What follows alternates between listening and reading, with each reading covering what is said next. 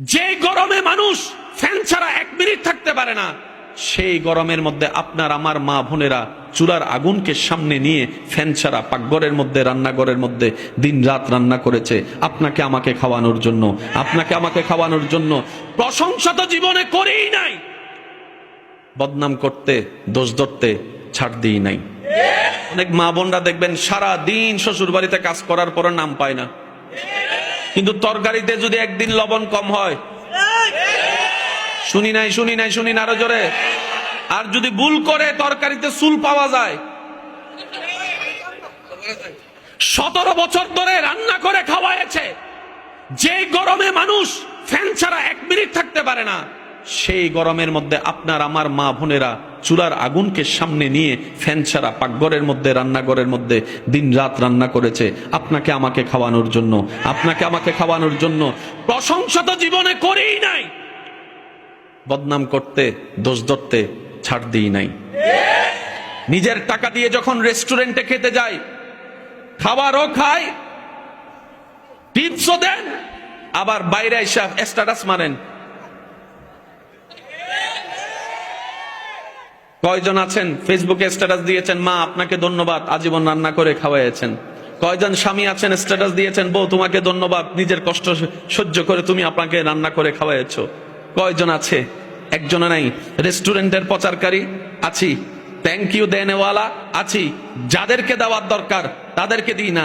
বছরে একবার খাই, সেখানে থ্যাংক ইউ চলে। বছরে 365 দিন খাই 2 বেলা, সেখানে কোনো থ্যাংক ইউ নাই। এইকে আর কি খুশি করতে চাবেন? এইদেরকে আর কি খুশি রাখতে চাইবেন? ইমানদার ভাইয়েরা, মনের কানটা প্রস্তুত রাখবেন। প্রথম অনুরোধ আপনাদেরকে করেছি মনের কান দিয়ে শোনার জন্য। আপনি আমি যাদেরকে খুশি রাখতে গিয়ে সারাটা জীবন ব্যয় করে দিচ্ছি, দিন শেষে দেখা যায় সবাই জিরুর কোঠার মধ্যে বসে আছে। বাবা সন্তানকে খুশি রাখতে পারে না, মা সন্তানকে খুশি রাখতে পারে না, সন্তানরা মা বাবাকে রাজি রাখতে পারে না, স্বামীর কাছে স্ত্রী খুশি হয় না, স্ত্রীর কাছে স্বামী খুশি হয় না, ভাইয়ের কাছে ভাই খুশি হয় না, ভাইয়ের কাছে বন্ধু খুশি হয় না, বন্ধুর কাছে, এইভাবে চলে যায়। আর রব বলে, বান্দারে তুই আমাকে একটা সিজদা দিলে আমি খুশি হয়ে যাই। আর একটু জোরে, যাদেরকে খুশি রাখতে চাই জীবন দিয়া দিই। খুশি বলেন না, খুশি হয় না। আর রব বলে যে বান্দা তুই মন থেকে একটা সিজদা দে। রব বলে বান্দা একটা সিজদা দে,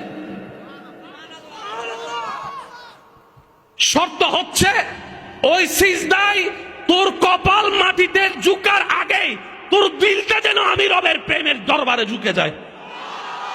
শর্তটা দেখেন, কাজটা অনেক সহজ মনে হচ্ছে, একটা সিজদা। এটা আবার কেমন কথা, একটা নরমাল কথা, সিজদা একটা দিলিতে হয়। রব বলে যে না, সিজদার শর্ত একটাই, কপাল ঝুঁকবে পরে, নাক ঝুঁকবে পরে, হাত ঝুঁকবে পরে, হাঁটু ঝুঁকবে পরে, পা ঝুঁকবে পরে, শরীর ঝুঁকবে পরে, মন ঝুঁকাই দেয় আগে, মন ঝুঁকাই দেয় আগে। এবার সত্যি করে বলেন, আমি আমার সিজদা সম্পর্কে জানি, আপনি আপনার সিজদা সম্পর্কে জানেন। যার যার পক্ষে সত্যটা একটু উত্তর দিবেন। আপনার আমার সিজদার মধ্যে কপাল ঝুঁকে কি ঝুঁকে না? হাত ঝুঁকে কি ঝুঁকে না? পা ঝুঁকে কি ঝুঁকে না? নাক ঝুঁকে কি ঝুঁকে না? মন ঝুঁকে? মন ঝুঁকে? মন ঝুঁকে? মন ঝুঁকে? এই প্যাঁচ লাগছে এই জায়গায়।